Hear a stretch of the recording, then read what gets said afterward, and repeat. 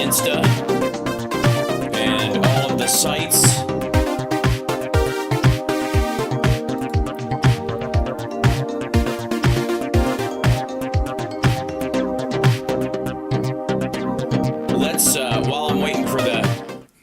While I'm waiting for our first guest of the day to show up, our different Glenn Kirschner is going to be joining us this morning, and Cliff Schechter is going to be with us in the second hour. I do want to address over the weekend and try not to get too emotional about it, but the reason I didn't have a radio show on Saturday was because at that very time when the show would have started, our dear Chud was passing away. She had I was in Seattle. Summer called me via FaceTime, and she was having a massive seizure, essentially. It was really, I mean, it was rough to watch, and I wish I could have been there, with her, but Summer took such good care of her. And it took a while, but I was on FaceTime with Summer for about almost 2 hours, and when she finally went, and anyways, it's still raw. Don't be nice to me, chat room. Don't be nice to me. That makes it more difficult to do my show. So I had everybody at the Sexy Liberal show on Saturday night was wonderful enough to boo me when I asked them to, so I could get through my show. I got a big solid boo from them. There's Glenn. He's showing up in the background. But I'll address this later. But I see there's some movement where Glenn is. I don't see him yet, but that might be on my end. I will pop him into the guest chamber, and we'll bring him up in a second. I know we only have him for a half hour this morning, so I want to get right to it. But anyways, I just want to thank everybody for the outpouring. Very sweet of you guys. And just table it for another time. And I think, Glenn, I'm not seeing camera yet. I am hearing audio, but I'm not seeing camera yet from your end. I can hear you. I just can't see you.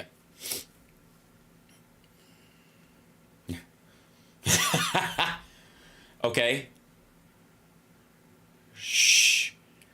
Gotcha. Okay. Let's see. Yeah, you are. Sure. It's well, I'm getting your front camera right now, which is, I guess, but it depends on which one's facing you. Hey, there you are. That's what did it. Ladies and gentlemen, Glenn Kirschner joining us this morning. Thank you, sir. Thanks for being here. Appreciate your time. Appreciate your attention. Appreciate your forceful attitude towards justice in our country. And I know that my chat room is going to have a myriad of questions for you, but right out of the gate, your thoughts on the guilty verdict and your just kind of spillage on it and Trump's response. Which guilty verdict? Did I miss something? Okay, yeah. So 34 felony counts, which means he's actually prohibited from traveling to more than a dozen countries that don't accept convicted felons. Mexico, believe it or not, is on the list, so not sure if they'll be building a wall to keep Trump out. And I don't know who we're not paying for it. They did.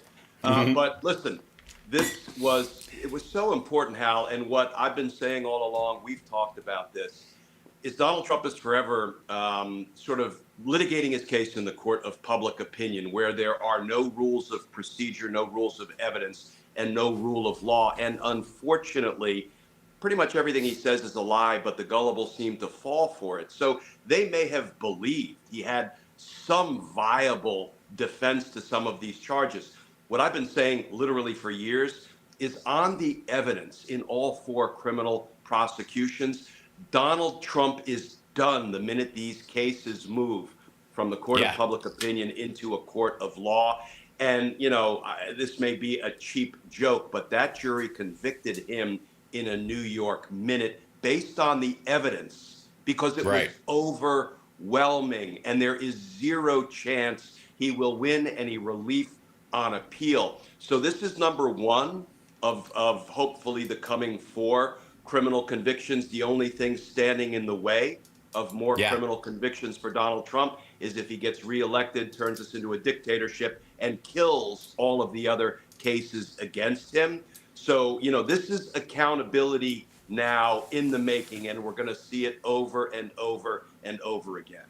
Yeah. So, as I understand it, there is some leeway. There is some leeway in you being able to choose when your sentencing will be or something. And Todd Blanche asked for a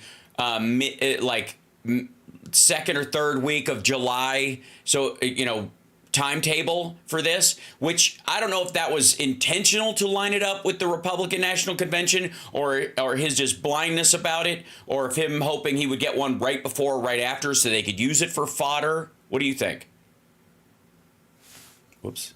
Lost you. Hold on. I lost your mic. Hold on one second. When you switched headphones there, hold on. Let me see what that was. I will refresh that. Can you get me back? There you go. Gotcha. Okay.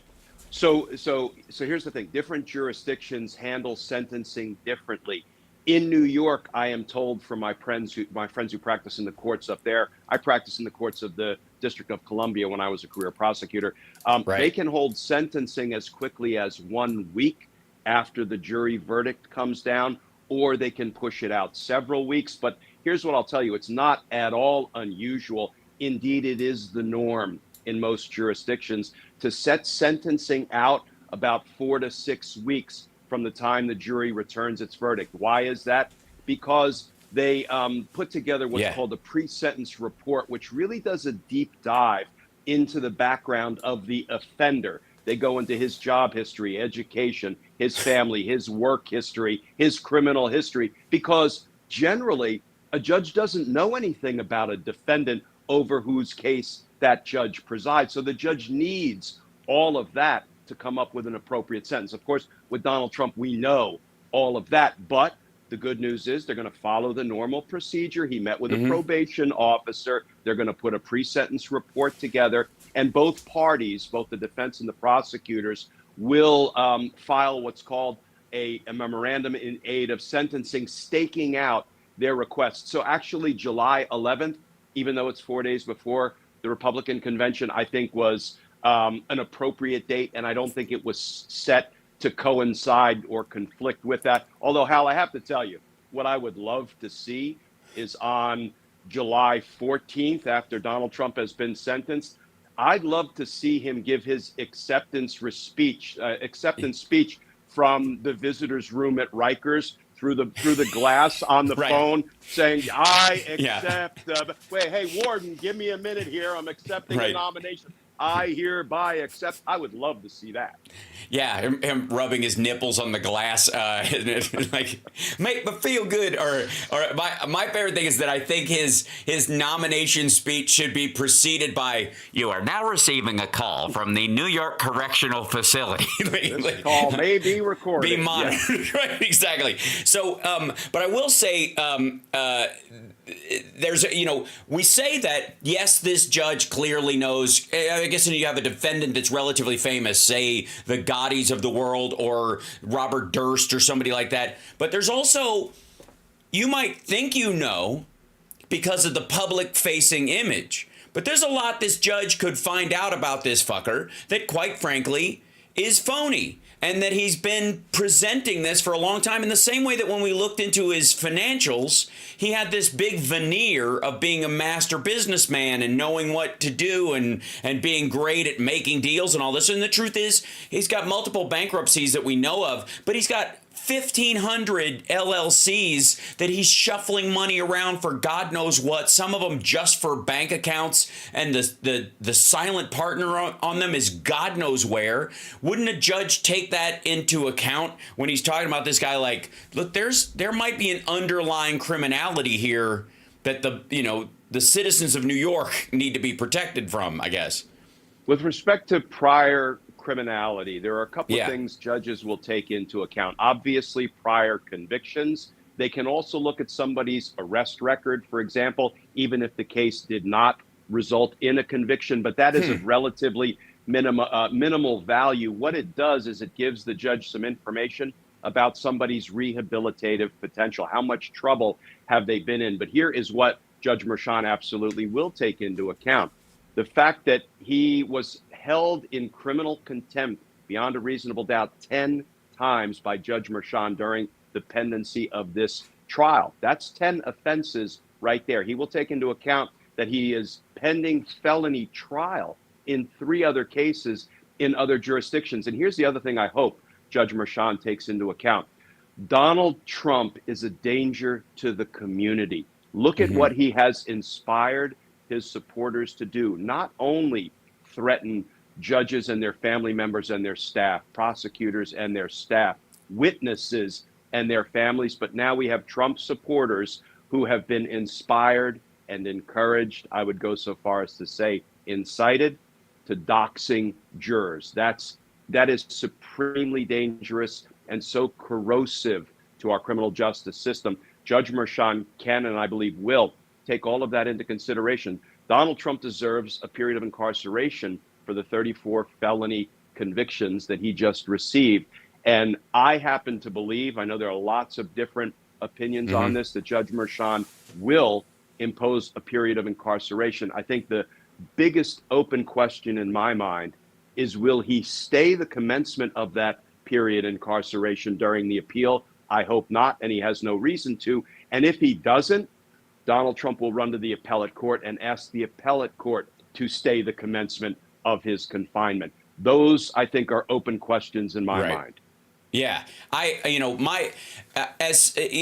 know how it works in D.C. or New York. Thankfully, I've never been in a criminal court anywhere, but either of these jurisdictions. But there is a tendency in some judges that I've seen in watching stuff over the years, is to drop a bomb on a defendant in terms of time that they will serve, and then go, but I'm going to hold that in abate if you can mind your manners. That they go, I am sentencing you to 4 years in prison for each of these charges. However, and so you watch all the blood drain out of the person's face, make them aware that they're on the hook for this time. If they fuck around, they will find out.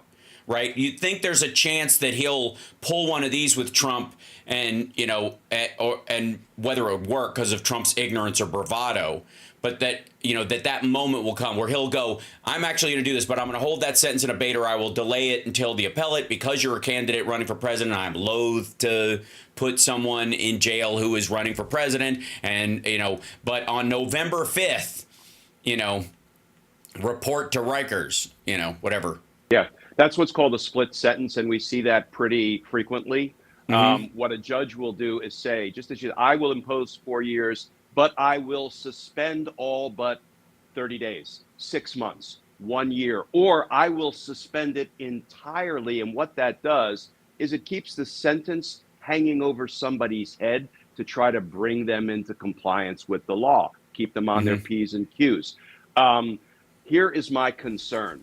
If Donald Trump doesn't begin serving a period of incarceration immediately, there will be no deterrent value to the conviction. What we have all just lived through, this indictment, this run up to trial, this conviction, and now a sentencing hearing, it will all be for naught if Donald Trump is not sentenced to incarceration.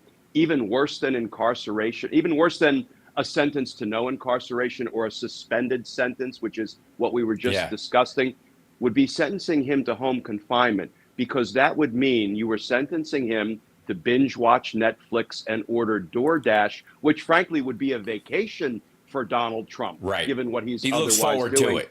I mean, he has a busy schedule holding all these hate rallies, right? He would have some time off from that. And so I think that will do nothing to deter the next person who wants to follow the Trump blueprint on his way to becoming a dictator. You have to punish these felony offenses because they were designed to gain unfair advantage in a presidential election. This was Donald Trump's attempt to steal a presidential election in 2016, and he succeeded. He stole the election.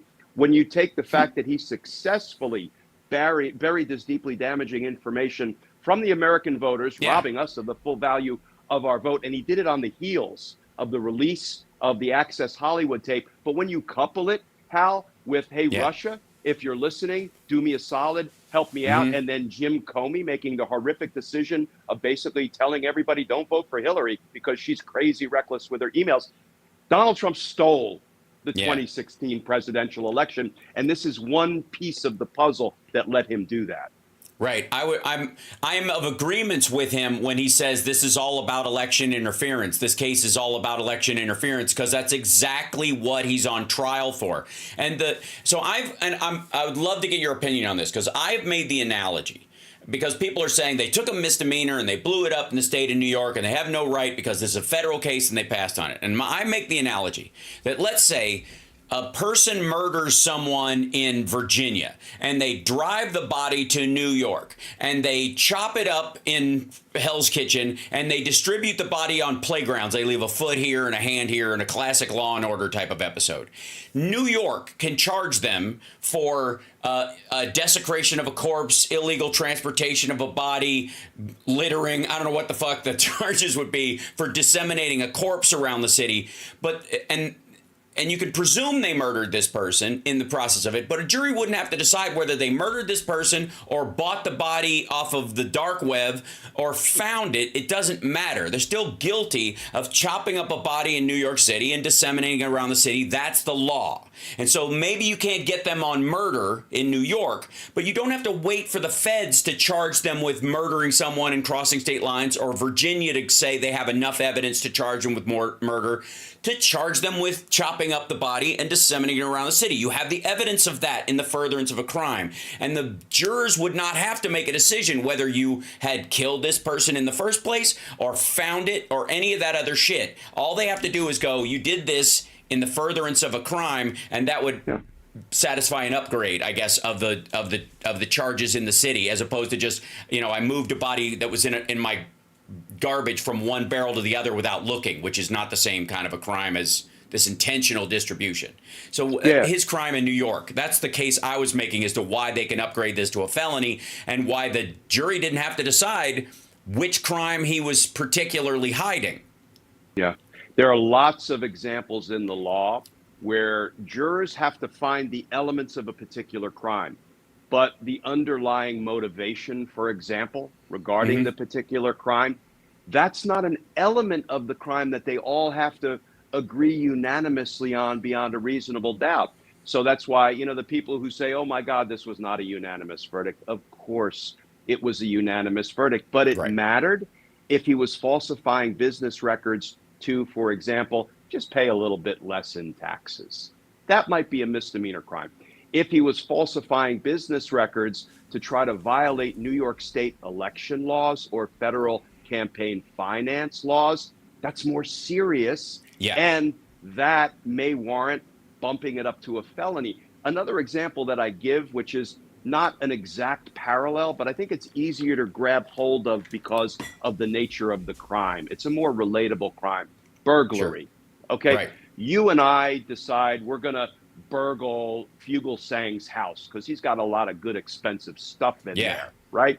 So you and I get together. We enter a conspiracy. We say, okay, we're going to do this. A burglary, mind you, in the law is defined as crossing the threshold of the house of another with the intent to commit an offense therein. So the minute we walk through the front door or climb through the window intending to do wrong inside the house, we've committed the crime of burglary. Now, let's assume that I start stealing the stuff, bagging it up once we're inside Fugelsang's house, and you, because you're sick and tired of Fugelsang's same old jokes, start assaulting Fugelsang, right? Enough already. I've heard it before. Sure. And what have we done?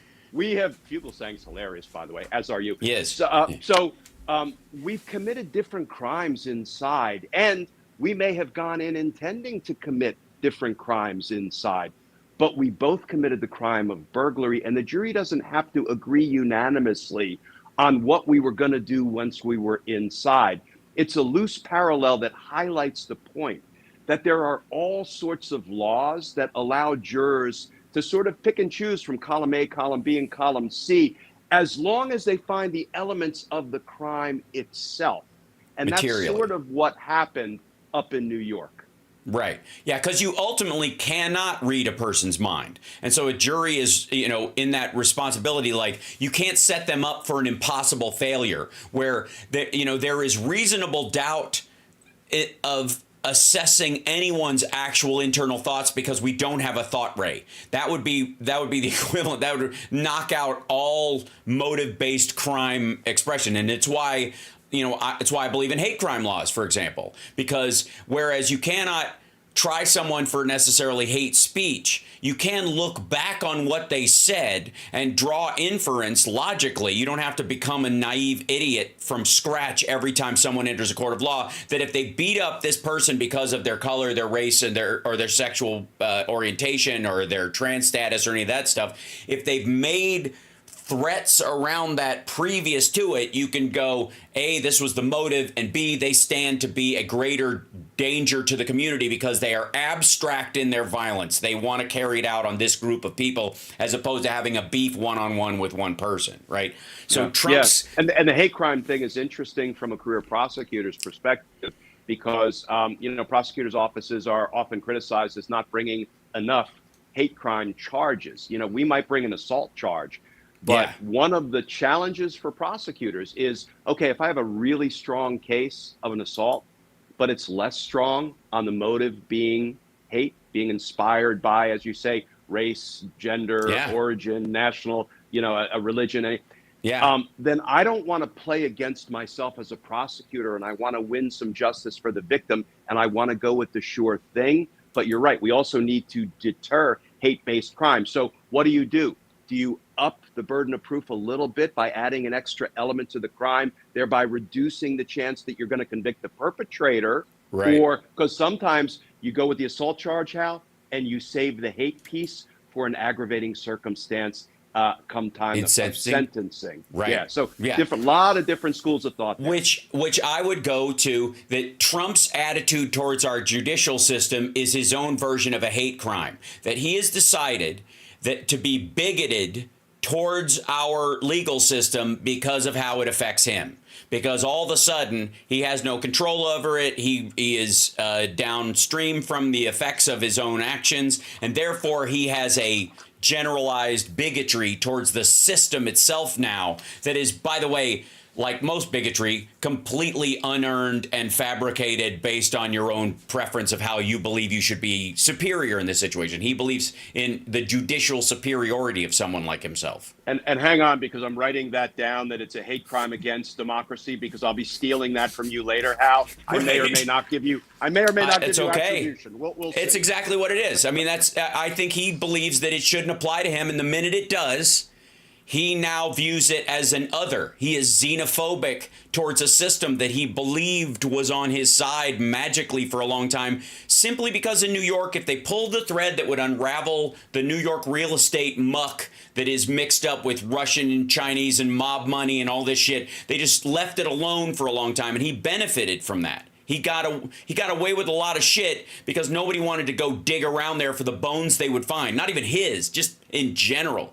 And now he elevates himself to the national level, wants to take on democracy, and he's in the find out period right now. I'm glad to have that. I know you have to go because you're so wanted. Listen, I signed on late. I was scheduled to be on MSNBC at 1, but they put me in the 2 o'clock block. So you want to do another 10 or 15? I'm happy to stick with you. That would be lovely. So because I have a bunch of other questions about sort of a couple of things. One is, you brought up before about how in sentencing, people will take it into, a judge will take into advisement whether you have a previous conviction or not.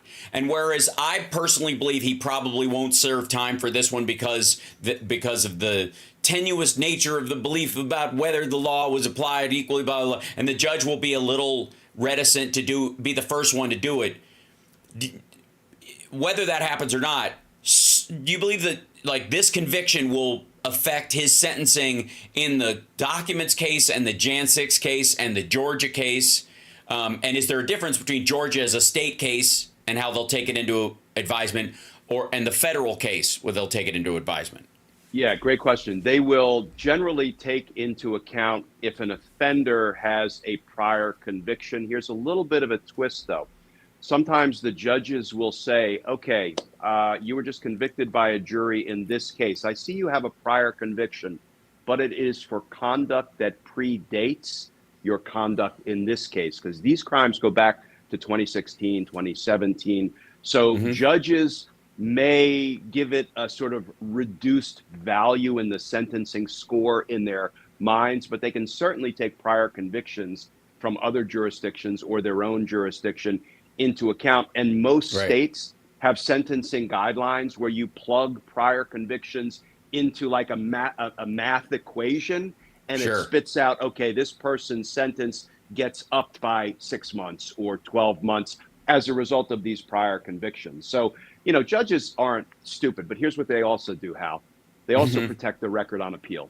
So what they will do is they will think about it, take it all into account, and then they'll announce on the record. And I'm not suggesting they're being underhanded. Listen, I have decided not to take into account for sentencing purposes A, B, and C. And they're aware of it. They know about it, but they're announcing to the appellate authorities, I'm not going to hold those against the defense because the defendant will be challenging everything come appeal time. So they kind of take those issues off the table for the appellate authorities. But listen, it's only going to get worse and worse and worse for Donald Trump moving through his other criminal cases.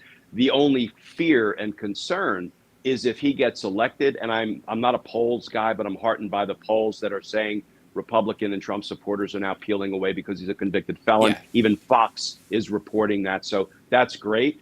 But in the horrific event he somehow steals another election from the American people, all of his criminal cases will go away, federal and state. Federal, he can simply appoint yet another corrupt attorney general and order the attorney general to dismiss the pending federal cases. And he can try to use the Constitution's supremacy clause as a sword to say the states can't prosecute me. That's not precisely what the supremacy clause says, but he won't care, nor will his Supreme Court care. I got to tell you, Hal, at the end of the day, I think he would deploy the military against the states to stop himself from being prosecuted in the states. All bets are off if he becomes the dictator on day one he has told us he intends to become. Well, he'll outsource it to, a federal level, like a giant bureaucratic version of Michael Cohen. He'll effectively, back in the day, he'll have a fixer in the U.S. military, the U.S. judicial system, whoever his AG is, and Barr, and Sessions arguably too, but stiff arming anybody coming after him during the presidency when he's talking about they should have brought these charges 7 years ago. Well, that would have put it, he was in the process of committing the crime in 2017, right? These payments started when he was in the White House and went through the first year. So it would have been after they would have had to find out after, then go after them and all this stuff. So it's really weird that he would choose when he was doing the crime as opposed to when they discovered them. That's another conversation for another time, I suppose. But even then, at that point, Barr, by the time they got around to going after him for these things, realizing what he'd done, catching up on it, Barr would have stiff-armed them and said he's a sitting president. You can't go anywhere near it. And it's arguably what happened. That's why Barr did that at the Southern District of New York U.S. Attorney's Office. Michael Cohen, the smaller criminal fish in the same criminal scheme, paid the damn price. And that's right. They would not bring charges against Donald Trump, even though he was the bigger criminal fish in the same criminal scheme. In fact, there was reporting that Bill Barr was saying, can we undo Cohen's conviction, which inferentially was obviously an attempt to try to completely kill any chance of these charges being brought against Donald Trump. And the fact, Hal, that none of this has come home to roost under our current DOJ leadership makes me sick every day. Yeah, I have to say, like, in the upcoming cases, I think there is a strategy in the timing of these that is either put in place by the karmic forces of the universe or the well-meaning almost series of happy accidents. But the idea that to keep his followers from doing another January 6th, one of the things that's been successful so far is the unraveling of the myth of the man. That you have to take Donald Trump down based and down to human level for a bunch of these folks. Now, some it'll never happen. Obviously, a lot of them are just sniffing his farts and will never shift. But there's a big part of what would be effectively right-leaning independents who are now leaving, the 30 to 40% of what are called Haley voters who are not going to go for him, that are waking up to the fact that, oh, he was, after he loses his fraud case in the civil courts in New York, the guy was never a good businessman. This was always a lie. I bought into a lie that this guy was good at what he did, and therefore I'm not buying that lie anymore. So when he comes to me for support, in the back of my mind, I know he was bullshitting me for a long time. Same thing with the E. Jean Carroll case and some of the other related matters about it, in that he's not a family man sent by Christ to protect the life of the unborn or some nonsense. He's had multiple abortions. I think Elliot Broidy, or whatever his name was basically his abortion surrogate he would pay for it and take the girls over, and his wife, Broidy's wife, like discovered this or whatever, and it almost caused him a divorce. And he's like, no, you don't understand. These weren't my unborn children. These were Trump's. And that, that's in his case. So that comes out, especially the E. Jean Carroll case, where he just cannot stop himself from re-offending in that. He can't stop defaming her. Then we get to, he's in national security. He's necessary for the security of the night. He's going to build the wall and protect the country from this onslaught, blah, blah, blah. And the classified documents case and his attack on democracy in January 6th both belie that as a reality too. So these it's almost like systematically chipping away at the mythology of this asshole. And the one area, and you brought this up, like, of where the judge might take sentencing or where they might bring it down, is that around the classified documents case, I can see the judge going, that this is not related. This is election related stuff. But in terms of Jan 6th and Georgia, this is the elements of him trying to steal an election. And this case is related to that, because he's attempted to and was successfully engaging in a scheme to steal the first one. Do you think it would have more play? Oh, this is Donald Trump really on the front end in 2016, trying to illegally acquire power. Yeah. And then in the run up to the 2020 election, he again tried to illegally acquire power. And when he couldn't, he tried to illegally retain power using violence. Right. I mean, this is all a variation on the same theme. I will say I hadn't heard about the Elliot Broidy surrogacy thing. That's I missed that reporting, but he has, there's so many areas of criminality, like the J6, not the J6, but the classified documents, obstruction of justice, espionage case. That's what we have to call it. That should be the mantra, because he's charged in all three of those criminal arenas, just like we should never have been calling the New York trial the hush money case. It's the election interference case, falsifying business records to steal an election. But all of the election offenses, it is all a variation on the same theme. And here is what kills me, Hal. Donald Trump is not a state problem. Yes, he violated state laws, and thank goodness state prosecutors are coming after him. He's a federal problem because he tried to steal a federal election and then tried to use violence to keep from relinquishing power after he lost a federal election, and the federal government has been unable to get him to trial in these many years since January 6th, 2021. And what's almost as bad, the federal government hasn't charged a single member of the command structure, the hierarchy of the insurrection from Mark Meadows on down. They have criminally charged nobody. The only two mopes they charged, Bannon and Navarro, that wasn't for election crimes. That's because they victimized Congress. So I'm glad DOJ is vindicating the rights of those poor members of Congress because they suffer so much.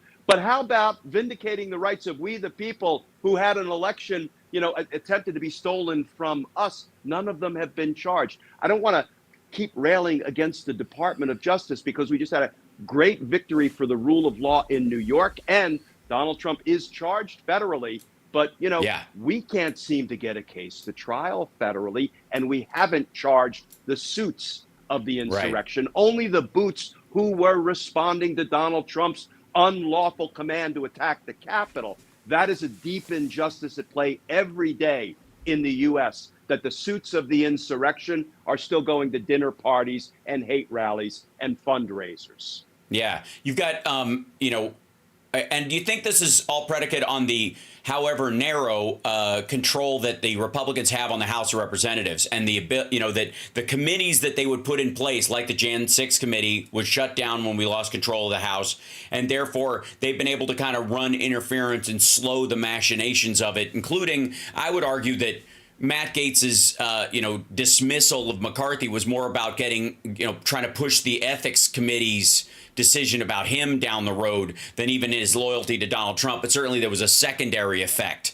that punted this kind of stuff, allowed them to continue with the kind of Hunter Biden horse shit while they predicated this whole thing. Now, we got a couple more minutes left with you if you can hang for like 5 minutes, but I want to touch on the Hunter Biden case that went to the jury stuff today. So people don't know that he owned a gun. His girlfriend at the time, his brother's widow, threw the gun away in a dumpster because she was afraid he would use it on himself. He allegedly purchased it while he was an addict, and he wrote in his book about how he was an addict. There was a thing entered into, which I had never heard in any of the case before, but largely because it had never reached past the plea bargain thing, where the owner of the gun shop filled in some information in a second version of the form. And the defense may lie simply on Hunter Biden didn't fill out the whole form. The person behind the counter did. And therefore, if they check the not on drugs part so they could sell a gun, it's no longer a crime that he committed. He can argue, I didn't even know that was an issue or what have you. But do you think this is, simply like the DOJ trying to appear balanced during this whole Trump situation, or is it internalized revenge by Trumpies and the DOJ? Yeah, Hal, we could do a whole hour or more on this. So let me try to hit the highlights. And, I look through my prosecutor's lenses when I'm assessing the evidence in any criminal case. I don't care if you have an R or a D or an I after your name. I do think it's telling that we have Hunter Biden on trial for alleged criminal offenses. We have a Democrat Senator, Bob Menendez, on trial for alleged criminal offenses. I don't hear anybody yelling about it being a witch hunt. Right. The only people I hear arguing, yelling about witch hunt for people who committed alleged offenses now, offenses of conviction, are these ridiculous Republicans who are still, worshiping the orange deity, obviously because they're just afraid of losing Donald Trump's base, period. Plain and simple. I actually don't even think the Republicans are happy about the fact that the positions they're taking could end our democracy. I don't think they want to end our democracy. I just don't think they care about ending our democracy, as long as it means them retaining power, which is a pretty sad commentary.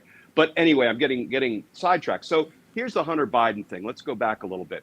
Sure. Hunter Biden tried to resolve his case with a guilty plea, what's called a global plea. What does that mean? It means, if you did a little bit of crime here, allegedly, a little bit of crime there, some tax crimes, maybe you lied on your firearms purchase form by checking box 11 saying, nah, I don't use drugs, but you really do, which, that happens every day in America. People buy guns and they check, I don't use drugs, and they use drugs. But set that aside for a minute. The defense will often try to resolve all of those crimes in a global plea with the prosecutors. And Hunter Biden did that. They struck an agreement with the prosecutors in Delaware, and he was to plead guilty to 2 misdemeanor tax crimes, signaling that the prosecution didn't think those were really a big deal.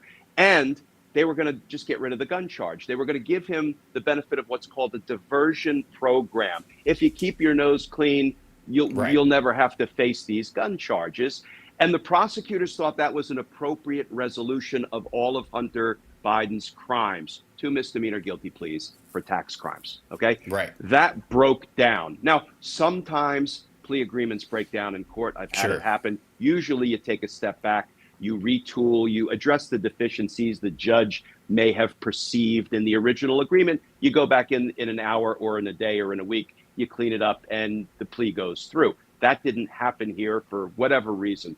So the prosecutors, as they are entitled to do, given their wide prosecutorial discretion, said, okay, we're going to indict you on the gun charges. We're going to indict you on the tax charges in 2 separate cases. Okay, fine. Now they're going to trial. What Hunter Biden did is when he was purchasing a gun, either he checked, I didn't hear the information about the gun shop owner maybe filling it out. But here's the thing. If Hunter Biden signed it, let me have my prosecutor's hat on, he takes ownership of everything that was on that form that he signed, affirming it was all true and accurate. So it looks like, based on the evidence, he probably committed the kind of criminal offense that is committed thousands of times every day in the country, an offense that we prosecutors don't generally charge because, frankly, we don't have the resources to charge all of those cases. And here's what we do. If we find that somebody lied on a firearms purchase form, a 4437, if that gun then went on to be used in a crime of violence, we might bring a charge and we might tack on what's called the 922A charge because you also played games on your purchase, your paperwork when you purchased it. Okay. But that is when we have a real interest in bringing those charges, when harm was done with that gun. That's not the case here. Hunter Biden reportedly had it for 11 days. It was thrown away. Now, I will not excuse the conduct. If he broke the law, he broke the law. But you also have to ask the question, is it fair and equitable to bring a charge against him that prosecutors virtually never bring against others as a standalone charge? That is a question that I think is fair to ask and discuss. But here's what I'll say keep an eye out for. He has a very good defense team. And the jury will be given lots of opportunities and arguments by the defense to say, you know, first of all, this really wasn't a criminal offense, but if it was so extraordinarily minor and common. Now, you have to be careful as a criminal litigator what you're allowed to argue and what you're not. So I'm taking some liberties here. But they're going to go for what I would call jury nullification and say, even if he checked the wrong box as somebody who uses drugs but said he doesn't, that really doesn't warrant a felony conviction. That's a nullification argument that you're not allowed to make expressly to the jury, but there are creative ways for litigators to make similar arguments all the time to send a message to the jury. It wouldn't shock me that even though the evidence will likely prove, based on what I've seen, Hunter Biden committed a crime, if the jury ends up not convicting him at the end of the day. But if he committed a crime and the evidence proved it, I can't argue against him being held accountable for committing that crime. Right. The question would be is that he attempted to make a plea deal or whatever, and then he went to court and defended himself. Therefore, that'll be factored into sentencing. And again, no previous convictions on stuff. The current form of the 4437, and I looked it up here. The phrasing of Section C of 11 is: are you an unlawful user of or addicted to marijuana or any depressant, stimulant, narcotic drug, or any other controlled substance?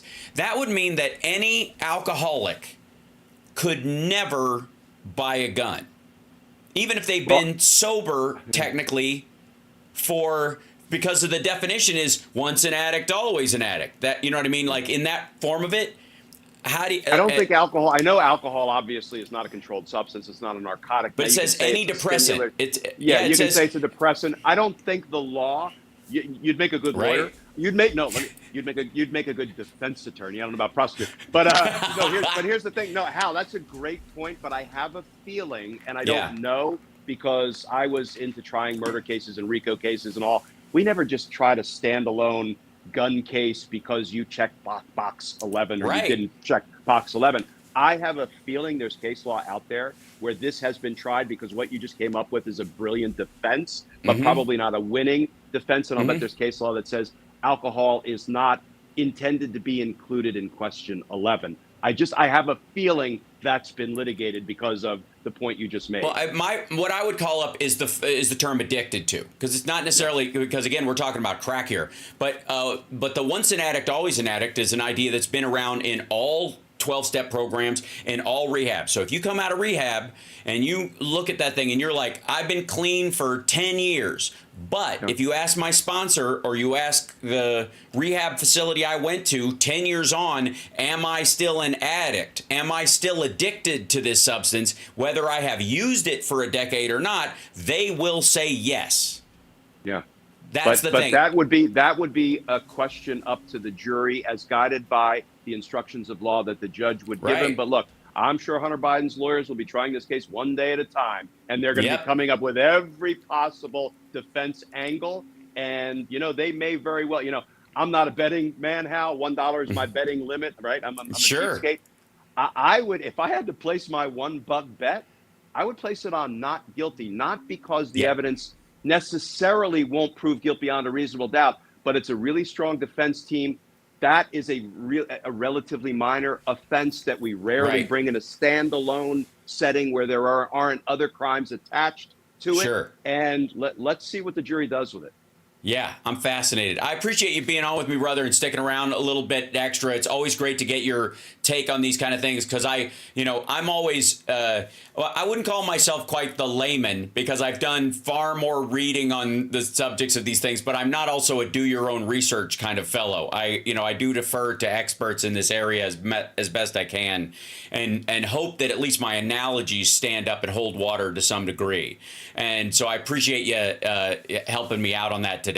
Always love your stuff. Everybody needs to go to your YouTube channel and follow you because your updates on a lot of this stuff are really crucial. I do like how clear-eyed you are about this stuff. And I appreciate it greatly. I just wanted to say that. Thanks, Hal. Today I'll be taking on how a juror in the New York case who said he gets his news in part from Truth Social found Donald Trump guilty beyond a reasonable doubt of 34 felony offenses, which tends to support the inference that this juror may have realized that what he was getting from Truth Social wasn't really news. Yeah, wasn't really truth. Yeah, exactly. So thanks a lot, brother. Appreciate it. Good we'll see you again. Friend. All right. Thank you. Cheers. There he is, Glenn Kirschner, everybody. And thanks so much. Hi. And by the way, hi, chat room. I was so busy getting him hooked up and telling you guys about Chud that I didn't get a chance to bring you in. Cliff Schechter is going to be joining us at the top of the next hour. And I'll show you what I was looking at. And this is my argument. And if anyone from Hunter Biden's team watches my show, which I'm fairly certain they do, considering how many times my arguments have made it into the national discourse, this is the form that he's supposedly lied on. And this is the part that is in question. This little question right here. One line, line C. Are you an unlawful user of or addicted to marijuana or any depressant, stimulant, narcotic drug, or any other controlled substance? Now, what happens? Are you more apt after coming out of rehab to say you are or you aren't to that question? How do you answer that question on, let's say you need to buy a gun because you're worried for your life and you just came out of rehab and you're like, I'm not paranoid. These motherfuckers trying to kill me. And you are scared for your life for whatever reason.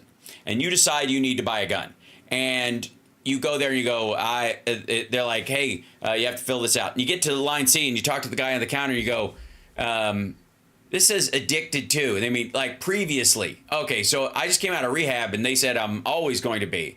So wouldn't alcohol, yes, alcohol is a controlled substance. Right, exactly. It's got an age limit. You can be grievously overserved at a bar. That is a control limit. All of these fit, right? Can't be addicted to pot. You can be, yes, you can be psychologically addicted to it. And you can also be addicted to different, the original version of it from the 70s, probably not. The super forms now, yeah. Again, legal is one thing, but it says it's a controlled substance. Pot is a controlled substance. You can't sell fucking pot legally anywhere to somebody under 18 or 21, right? That's not my point. The point is, and we're not talking about pot here. We're not even talking about alcohol here. We're talking about like crack previously. Yes, Ken. Chud passed on Saturday. I've tried to hold it together. simmer down, cannabis is medicine. We don't have to argue this again. The guy I voted for just like changed its schedule, and it's a good thing. We're fine.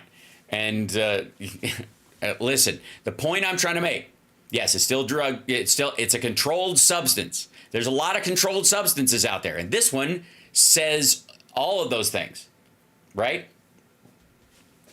Yeah. So, are you an unlawful user of, which would be an underage drinker, I suppose, would also qualify. An underage pot user would also qualify. Yes? We can agree in that segment? Are you an unlawful user of? Okay. The other one is, and again, no, I have stopped using. And that's why I bought the gun, because I woke up and I was like, my dealer was going to kill me because I used and I owed him money, and now I'm trying to get away from that and I'm scared for my life. So to protect myself, I need a gun for self-preservation because my old crack dealer is mad that I'm not buying from him anymore. So I don't use. No, I'm not addicted. Right? Okay. You get the point I'm trying to make. This is how it's written out. Or addicted to, which again, in terms of all 12-step programs, addiction is a permanent state. It is a disease and it is permanent. Right? I'm just looking at how this is written in terms of how you're going to convict a dude and how he could. There's like 9 ways you could answer yes or no to this question and be wrong. And how it is completely unprovable. That's why I think he's not going to be found guilty. Even if he was addicted to crack at the time and checked yes, on the day he bought the gun, he could go, I put all that behind me. I'm not an addict. You could believe it.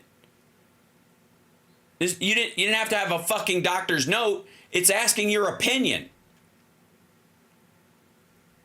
Right? Is that anybody gathering what I'm talking to in that regard? Does that make sense to anybody? I'm just saying any decent defense attorney should be able to come up with 8 different ways to flatten the tires on this conviction. Just with that sentence alone, right? That's the point I was trying to make. The standard belief is, there you go, somewhat retarded. Congratulations. That's what I'm trying to say is, while you've been clean all this time, the conventional wisdom is, and how people address this is, you are an addict forever. Therefore, you're addicted to it, whether you've used it yesterday or 20 years from now. And the idea that people aren't going to sell a gun to somebody who was addicted to heroin 10 years ago, is absurd. The question is, too, where are you in your belief system about your own addiction? How many addicts think they've kicked it until the next time? How many addicts go, I'm through, I've died, that's it, I'm fucking done. And then a month later, they're using again. And if you ask them about that time, 10 years later, you go, what about the year you bought that? Oh, I was fucked up all over the place. You wouldn't focus on the month where you thought you were clean, you bought the gun. You would go, I was using and up and down, so I was terrible. I feel terrible about who I was. I feel terrible about what I did, right? Because especially if you've gone through a 12-step program and you've done your restitution. Right. You see where I'm going with this? Do you see how I just don't know how the fuck you convict somebody on this if you have a real conversation? And this is addicted to marijuana or any depressant. Again, alcohol, even if they don't mean it, alcohol is classified as a depressant.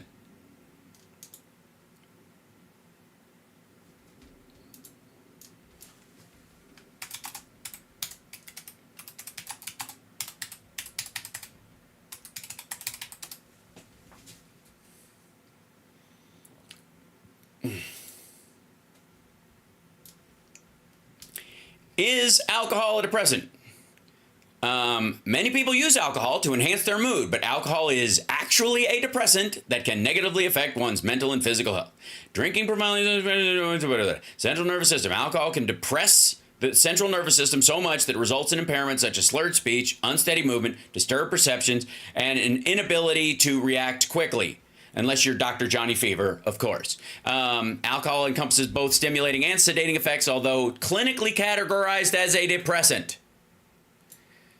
Do you see what I'm saying here? And again, we're not even talking about the conversation you and I would have about this, right? I don't feel depressed when I drink. I'm a party man. Okay, fine, whatever the fuck. That's not the point. The question is, in a court of law, is alcohol a depressant? Yes. Okay. Should someone who was an alcoholic, went to rehab, 10 years later be able to buy a gun? Do you think any fucking court in this country that doesn't want to rewrite the Second Amendment, which is a whole different conversation, would say, yeah, clean and sober is too often a temporary status? Right. That's on a clinical level. That's it. There's no fucking way that if you present this as this says any depressant addicted to, that means anybody who's ever been categorized or admitted that they were an alcoholic fucking anywhere cannot buy a gun. Do you think Republicans want that to be the law?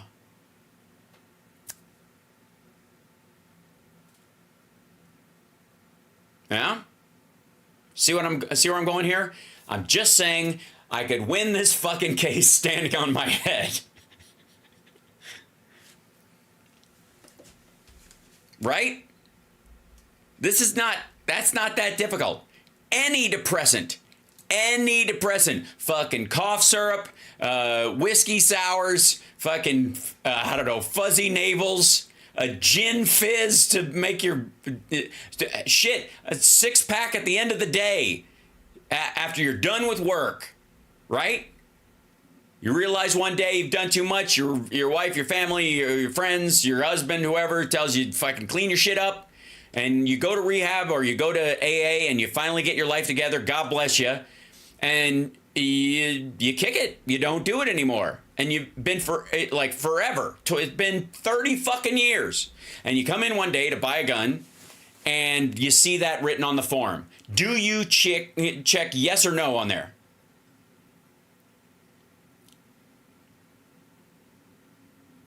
What about the two youths?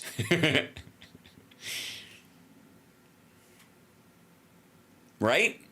And then if you check yes, are you violating the law? And if you check no, you can't buy a gun, according to that form.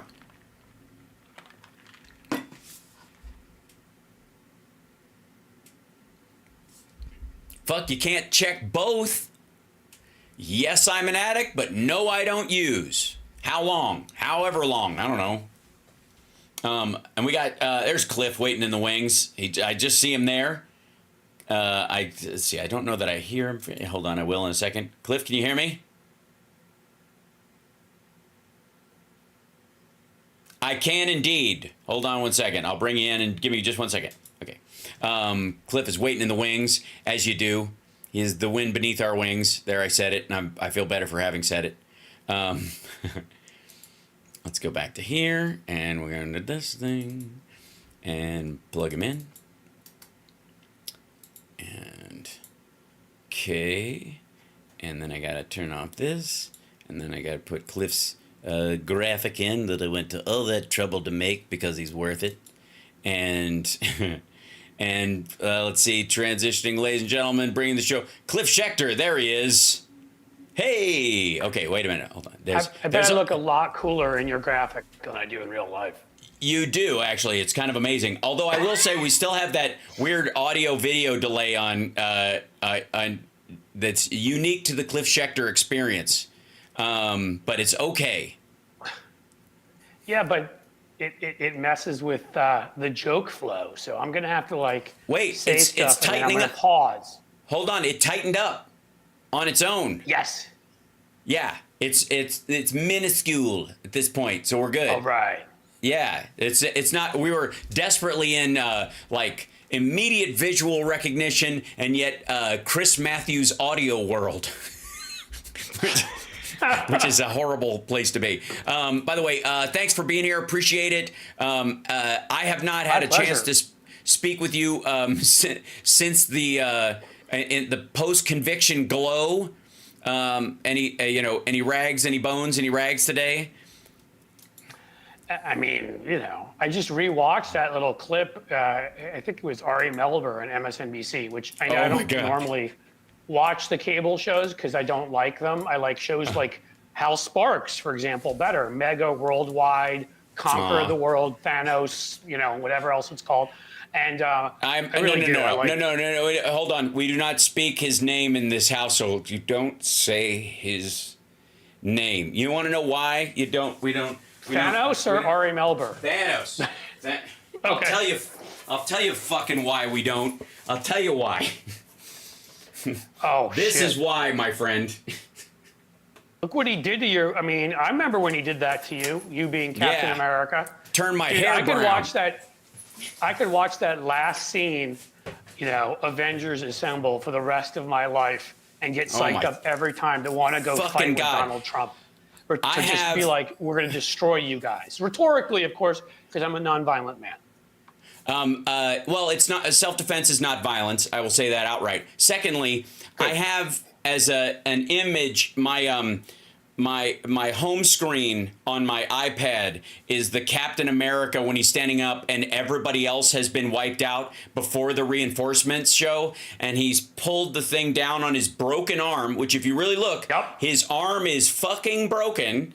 The bone Yeah, is he this just way. sort of straps it. He's Yep. just he tourniquets his arm, and then he just starts limping towards Thanos alone. Yep. And it takes you back to one of the most beautiful moments in the entire Marvel story when he jumps on the grenade when he weighs like 98 pounds, and he says to Agent Carter, "Get back!" And he just lays on top of it just to die for her and for everybody else, right. including the dude who bullied him. He doesn't give a fuck. He just jumped on the grenade. That's all he had left. He couldn't do anything else. Same dude the whole arc.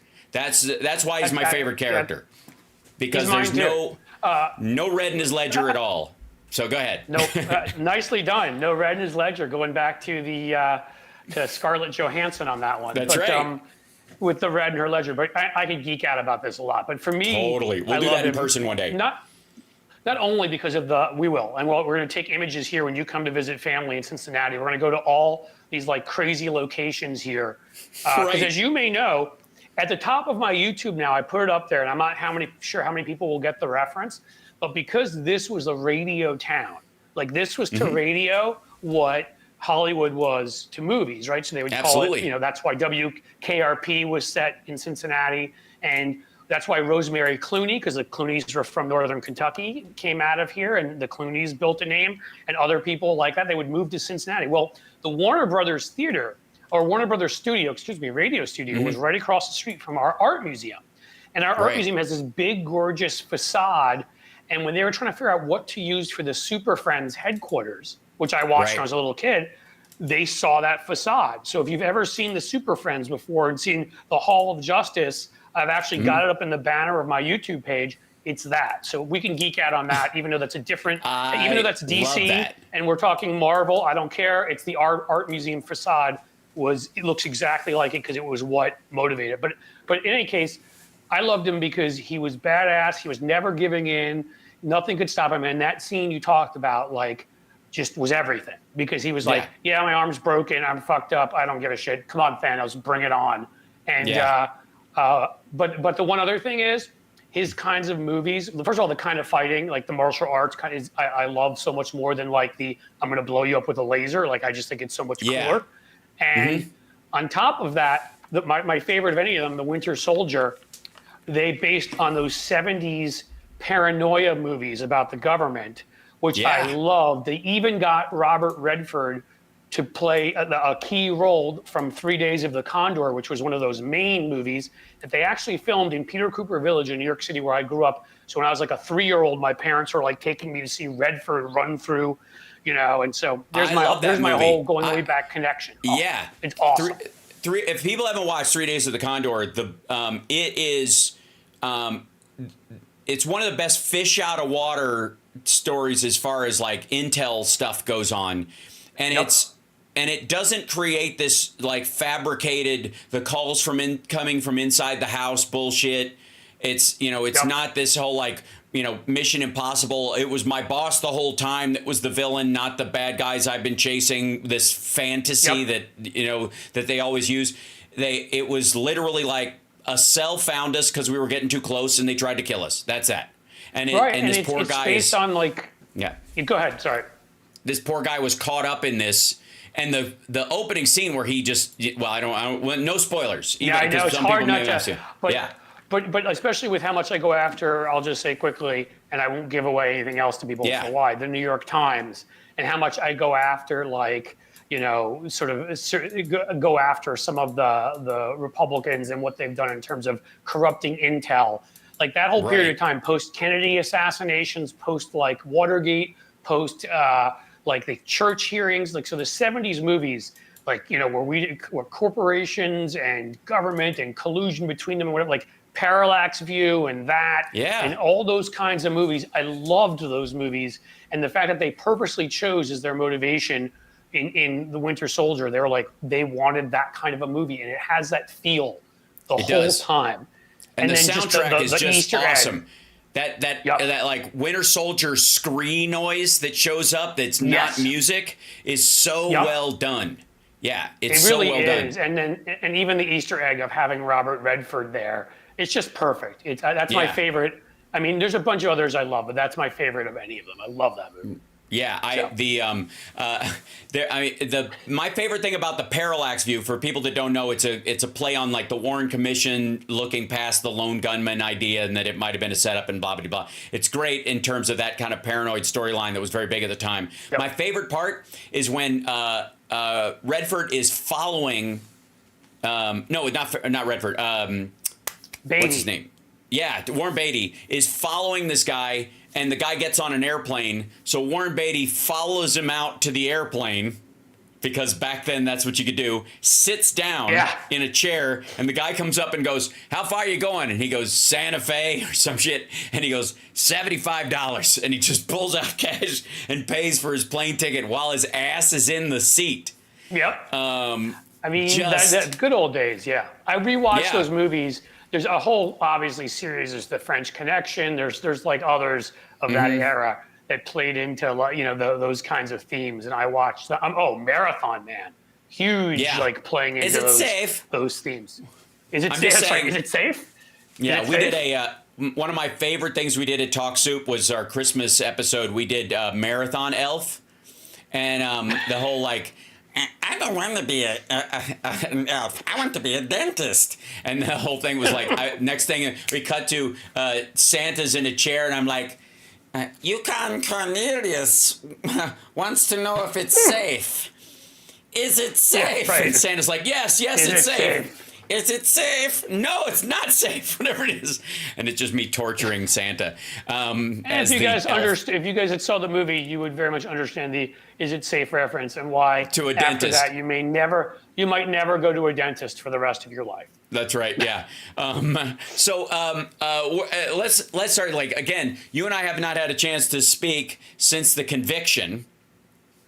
Oh, right. So I got off on this track, and I apologize. I just was saying, I totally got into it because I would sit there, and I sat there, and I was just making the point that I don't normally watch cable news. I watch a lot of these types of shows instead, and also, like, this is my job all day when I'm at home at night, especially with my kids. It's like, let's watch the Parallax View or something, right? I'm not watching like news, but I watch the clips when they're on Twitter or Threads or wherever I find them, and I was watching that clip of him just like, count 1, guilty. Count 2, guilty. Count so 3. Funny. I mean, if you could just play that over and over again of him going through all 34, and he has to break every once in a while because it's like 6 come through. And then he's like, okay, wait, hold on. They're stopping. Okay, count 7, guilty. Count 8, I know. It's like, I want to start tying my arm. Like, right. Right. I take my Louisville Slugger here and inject into my arm. Like,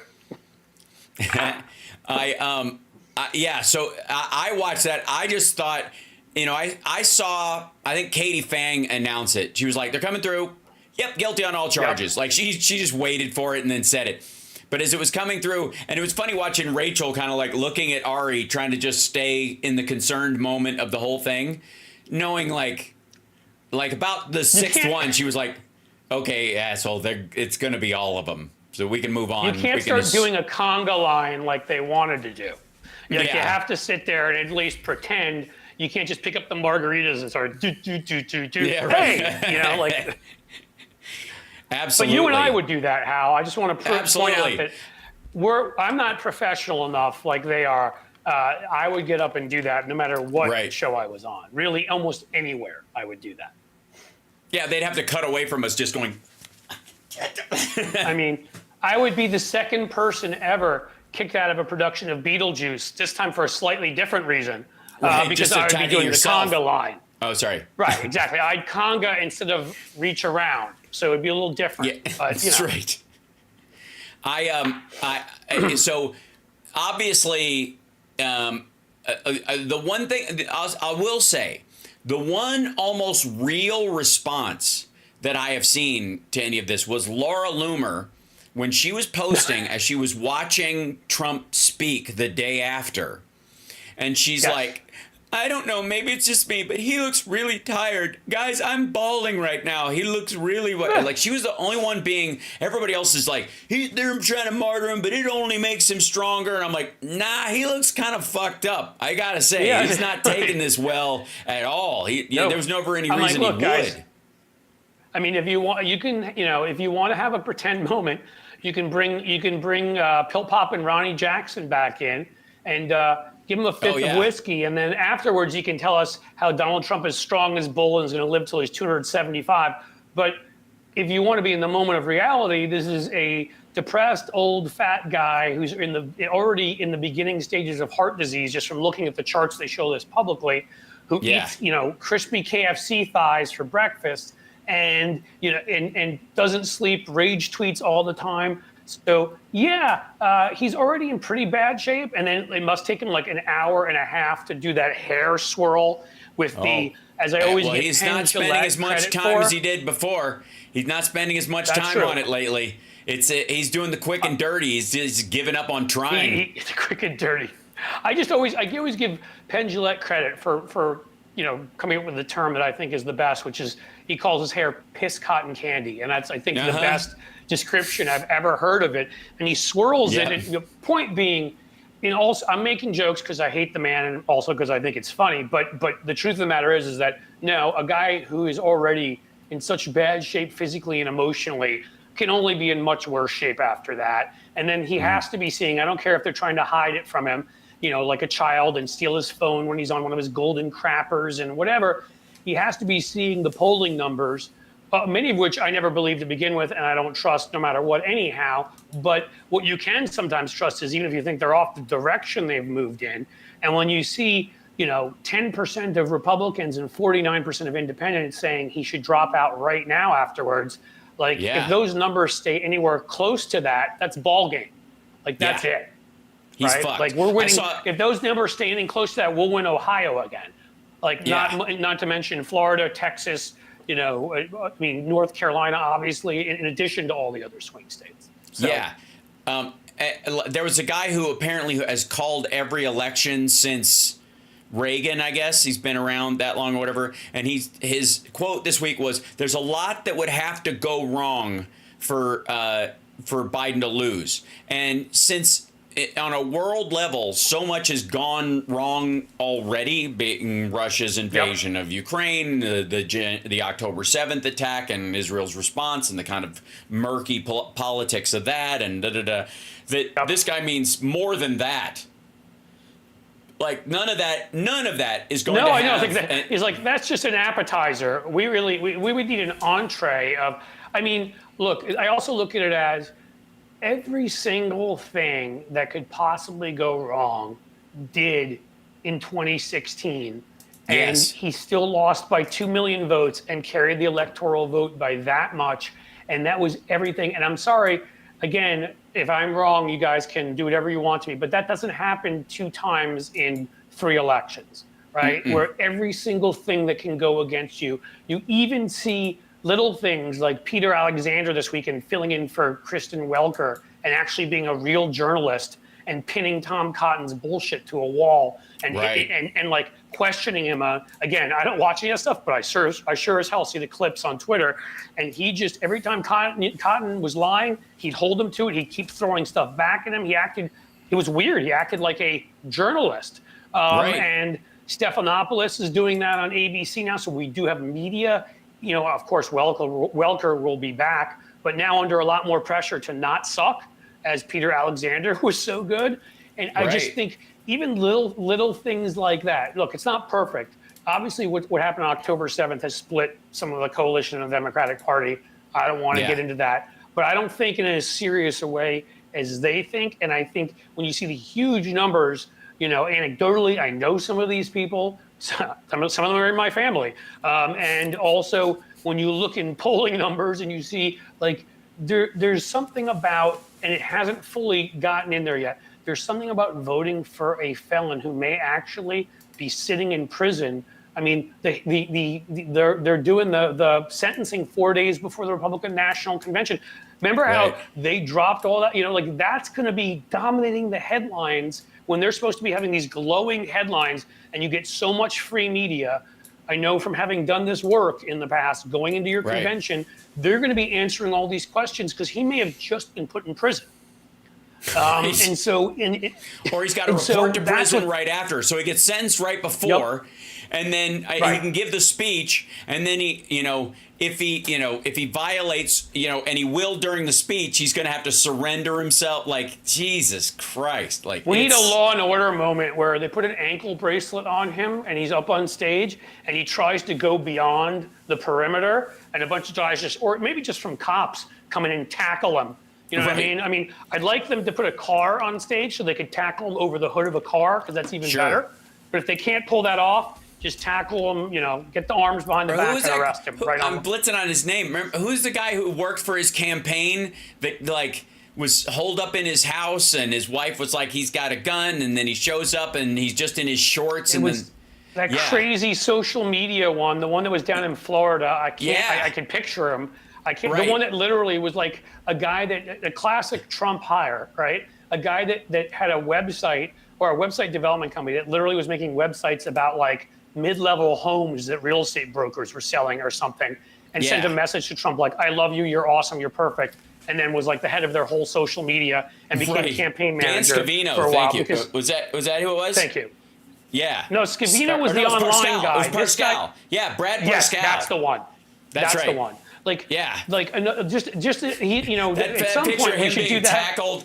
Remember with his leg up and just sliding sideways as they just sideswiped him like a football, like he didn't know the football game had started. At some point, that's the TV ad. The TV ad is when Donald Trump and all these guys are saying, stuff like, and as somebody who's an ad writer, I'm sitting there just picturing in my head, all these guys are like, oh, of course it's biased. He's not guilty. He's not guilty. And you just sort of you stop for a second. You're like, really? Let's talk about Donald Trump's record and the people he surrounded himself with. And you just show all the best scenes like that one of Brad Parscale being tackled, and you have it like Law and Order style, like up on the screen. Right. And you have the gunk, and you do the same with Paul Manafort and Gates and the whole crew, because that's the thing is it needs to be put in context for people that yes, this man's a felon.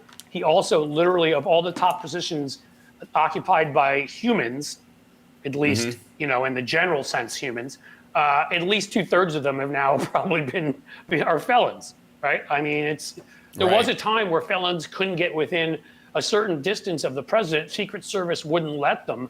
What do they do now? Everybody hangs out with their felons, and he himself is, and I don't think he has enough personalities that maybe does, that they can separate him from himself. So I don't know.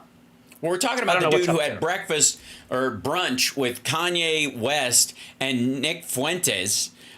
Nick, obviously Kanye's descent into just abject anti-Semitism and freakery is a conversation for another time, only eclipsed by P. Diddy's current woes. Sean, Puffy Combs, I guess was the name back in the day. Yes, P.P. Combs. Anyways, but Nick Fuentes, who apparently thought his broadcast was over and went back to clicking through gay porn on his show after lecturing everybody about being alpha males and how the left is spoiling our youth with the gay and blah blah blah, and I talk about this with people from his mom's basement.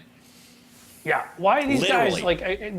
No, I know, and the thing that's so sad about all this is that it's at the heart of a lot of our problems is the self-hatred these guys have, the self-loathing, so that they project it out onto everybody else and want everybody else to feel the same pain as them. And you're just like, you're gay, be happy with yourself. Like, why can't you just be happy? Like, just why we're at a point in society where you can go out and be happy about it. I mean, it's fucking weird now. Like, watching anybody be closeted about it, and the only reason they are is because they are either part of a religion or a cult that's against it, and therefore they're tamping it down, or they are part of a political party that does the same thing.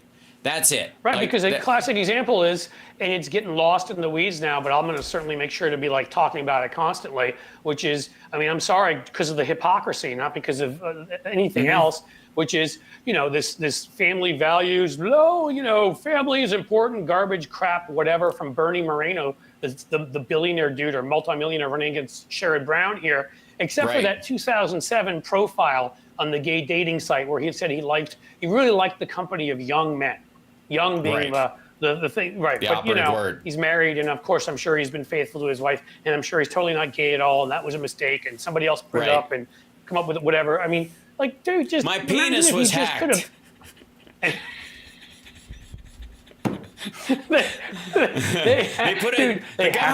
Fauci put a chip in it that makes me get a boner at the exact wrong time. Right. They redirected the blood flow during certain videos. It was all part of gain of function research. They were adding. It was gay of function. They're gay of function research in my penis. Now we know why they hate Fauci so much. Is he chipped him, and so they're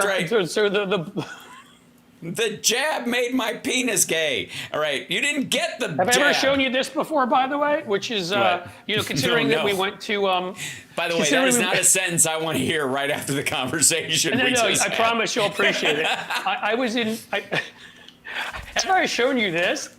I was in Minneapolis like a decade ago, but not this most recent time when I got to meet you, for the media reform conference, talking about how we could reform our media, none of which we've actually done since then, of course. And somebody had heard a show I was on and came up to me at the desk because I'd made jokes about how Larry Craig and the infamous Minneapolis airport bathroom. And somebody came up to me and gave me this, which is essentially somebody sitting in here with their little foot, toe tapping. Oh my God, that's fucking great. And I've had this ever since. I mean, we may need to mass produce. I mean, I guess people don't really know who he is anymore. But they did. My friend, that's like a Dewey beats Truman classic of American political news. It really is. It really does. It's like one of those collector's items. I'm going to head out to Idaho or Wyoming or wherever the hell he is, see if I can get him to sign it, and then we'll sell it for big money. I'll be like, I'll lie to him about it. I'll be like, how big is it? Will it fit through the hole in a glory hole, or? Sorry. There's got to be like a gas station on the way to his house. Yeah, he's just sitting in there with a Sharpie. Where I could just text him and just be like, "Hey, meet me in stall number 2, and it's glory hole number 3." They get paid. They throw money over the top or whatever, and then he signs whatever you put through. Oh no, this is terrible. I bet he would totally do it. But I've got to get a way to get him to sign it so I can sell it for some money. I've got it. Yeah. We're still talking about the little device, right? Just clarifying. Yeah. That's right. Oh, he signed that for me a long time ago. What are you talking about? Yeah. Hey, he's a man of the peephole. All right. So. And the funny thing is he's so sort of multi-dexterous. He did it with his mouth. He put the pen in his mouth. Oh, that's amazing. I have to say, Cliff, I needed our diversion today. This is good. This is helpful. I did too, honestly. A bit of a rough weekend with some family stuff and health stuff for a family member and whatever. And so this is actually this is cathartic and awesome. Good. So thank you. I'm glad. That's the goal. We lost our oldest cat this weekend. She passed on Saturday morning. God. I'm sorry. So it was very. Cats in our house. We have 4 of them. Like they're our family. So I so do we understand. now. We had 5. But yeah. So wow. I didn't know. I'm sorry. Yeah. That's okay. It's it's heartbreaking, and it will take its time or whatever. There's a bare spot on the couch where she no longer is, and everybody in the chat has been so lovely. I literally, found out right before she had a seizure, and she was, when Summer called me, she was still going through that, and it was like 2 hours, about 90 minutes to 2 hours. We were on FaceTime as she passed, and it was right at the beginning of my radio show before it started, so I just told them I got to do a best of because I was a weepy mess. And before the show, though, Saturday night, because I still had to do a Sexy Liberal show, I was like, I don't know how I'm going to do this. I even texted Summer, and I'm like, I don't know how I'm going to do a show. And then I came out on stage. What's her name? Chud. Cannibalistic humanoid underground dwellers. Yeah, I've actually called people that in a bad way, Republicans, but now I'm going to have to rethink. Well, that would be using that chode. term. That's what those guys are. Chud is. Well, they say chode, but I purposely called them chud because I'm a kid of the 80s, and I remember the movie where the guys are coming up from underground. No, that's. I just wanted to know just my because. House. Yeah, she lived under my house for a year. She was feral, and it took me almost 2 years to coax her out from under the house and into the house, and now she lived the rest of her life as a happy fat house cat, which is lovely. Them so. I mean, Hal, we've come so close to. I mean, again, we volunteer at a cat shelter near us, and one of the ways that we didn't plan on even having four. One of the ways it happened is they found a little guy in a box, this little white and orange guy, and we'd had mostly dark. Our other cats are darker with short hair. Not that there's anything wrong with that. We love them, but this guy had like this, huge puffy hair, was different than the rest of them, and of course my family, like pathetic. We're lucky we have a third floor. We're like, we'll keep him up there, foster him, and then when he's ready in 2 months, we'll give him to somebody. Like, yeah, like that's ever fucking happening. Right. We all fell in love with him, and so we have 4 cats, and like. I think in my life, I would give cats the keys to take over the earth if it were up to me. I think they're literally the best species that have ever been created. So and it brings me back again. I don't want to get people all upset, but I'll just say, I'll never forget when we had one that almost reached 19, who's been imagine how long that cat had been with me, and this was 3 years ago. Next month, and we had to take her in, and because just cancer, and it was time. It was like, I still I got over it after a bit, but like it comes back to you, they're like relatives, they're like spouses, they represent, they're like kids, like you just love them. And they it's the same with dogs as well. Like we lost my dad's oldest lab in December. He had to be put down, and so my son and I went through that at his house, over Christmas. And like I was like, this is a lot, two big ones in this short order of time. And we love dogs too. We've just chosen to go cats, just because easier. They also represent one. But I fully understand what you. I'm so sorry because dogs I think are amazing too. I love them all. Cats and dogs also are just the best. It's like a chapter of your life as well that they represent. You know what I mean? Because animals, in many ways, when they enter and when they exit, represent the chapters of our lives, or maybe a couple of them if you're lucky. Where they were with you through a bunch of this stuff. I've always made the joke that dogs are slaves and cats are hookers because of the way we treat them. Dogs, we like, look, I'll feed you, but you better bark at somebody who comes in here and bite them if they try to get me, and go fetch the newspaper and do a couple of tricks. I will. You are indentured servitude at best and a slave at worst. Cats are basically hookers. They're just like you. I'll feed you, and that just means I get to pet you anytime I want with my own emotional needs. If I'm crying, you just have to, and the cat can be like, meow, and you're like, shh, but you know what? Mommy's sad. I don't know. They seem to know to a certain degree. They do. And come over. I mean, they just. Yeah. I mean, if you think about she was nearly 19, and I was 49. What was her name? When her name was Peanut. Just this little adorable. And she's a calico. And if you think about it, 49 at the time, and she was almost 19. Think about how much of my life at that moment she had been with me.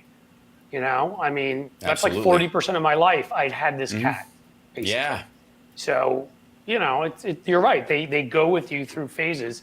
So now we've talked about pretty much about the Avengers and our love for animals. And I think about Larry Craig's penis. But I don't care. I'll tell. I mean, I think if you had other topics in mind besides those three, I can do that, or we can.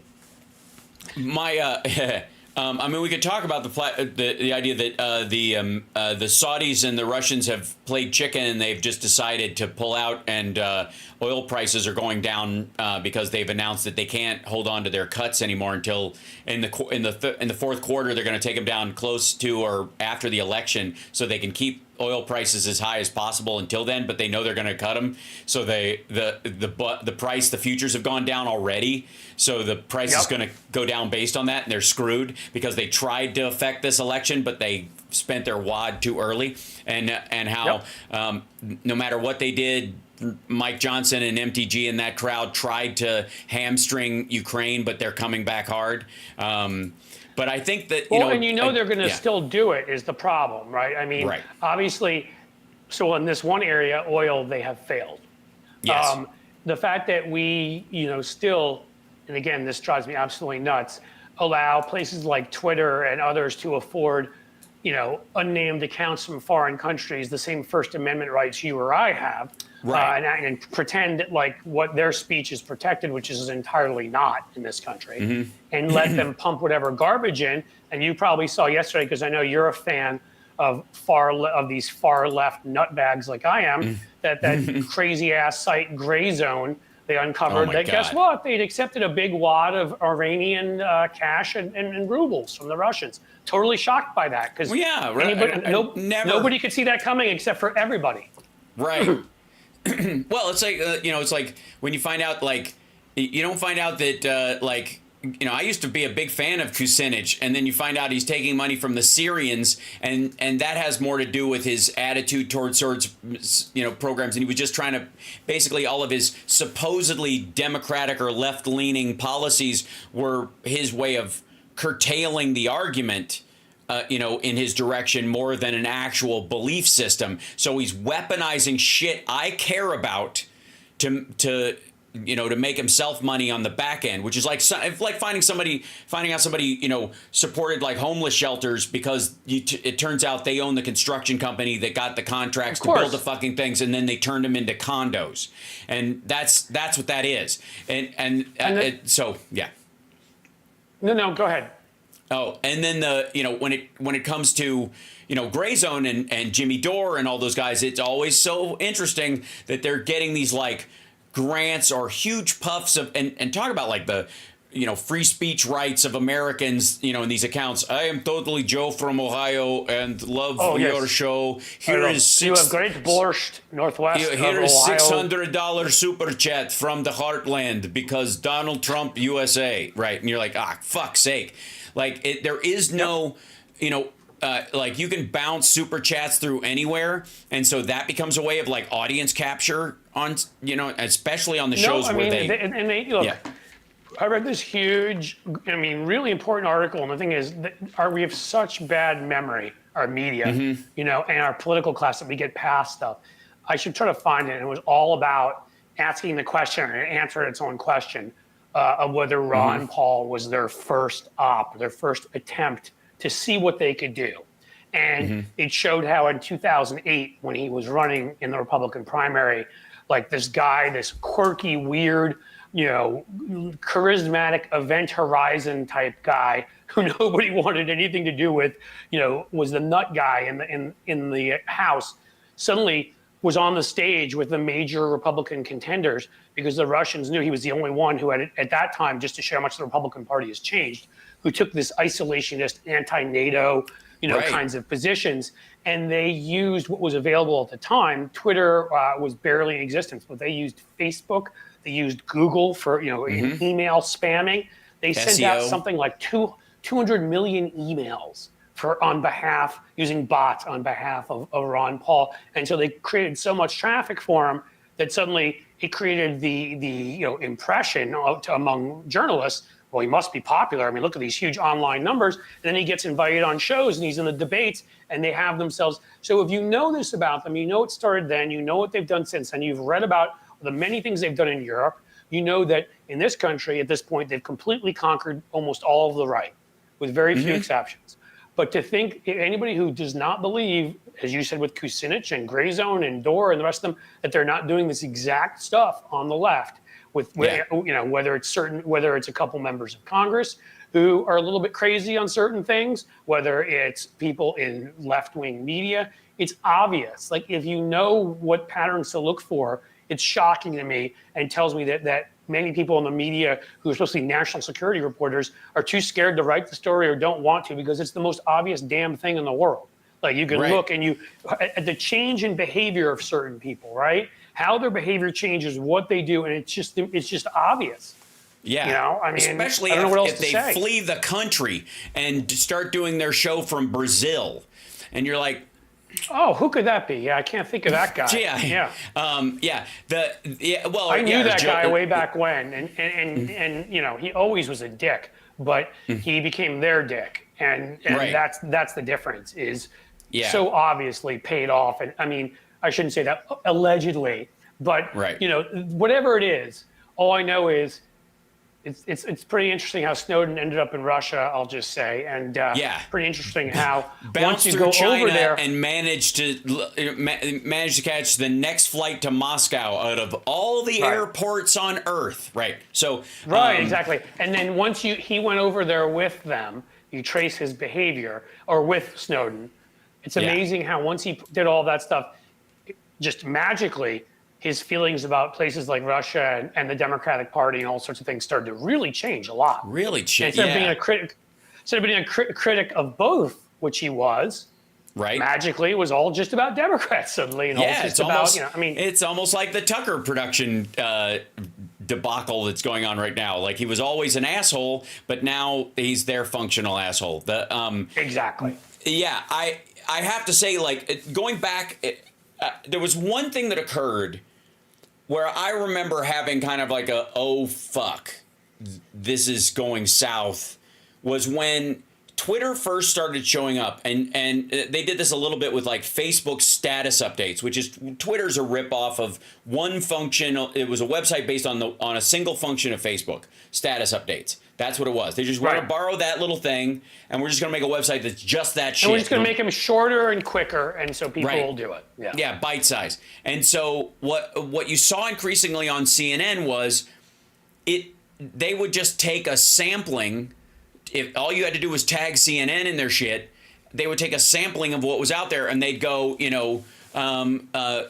quick shit 69 says blah blah blah, about whatever, and they would just put it up. They wouldn't verify who the person was, how long the account was there didn't matter. There was no verification process at all. It wasn't even that they were going to like known celebrities or known politicians that posted stuff on Twitter, which would have made sense. They were picking fucking randos, and at that point I was, I've always been a metadata or it didn't happen, verify first kind of person, especially on the internet. Yeah.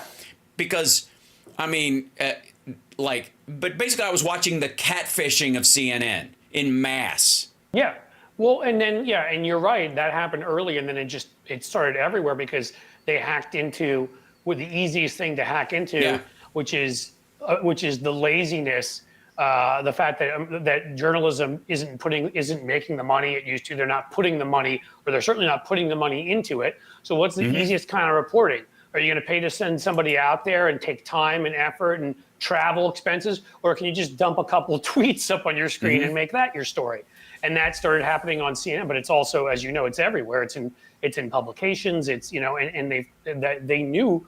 I mean, these are people that the KGB that were masters of this kind of crap in the 60s, when how many ways were there they could try to influence people, right? I mean, they through various, using telecommunications technology then, which didn't, by the way, include cable television, didn't include the internet, and they still were effective in just in how they used the telecommunications of the time and how they used human intelligence at that time.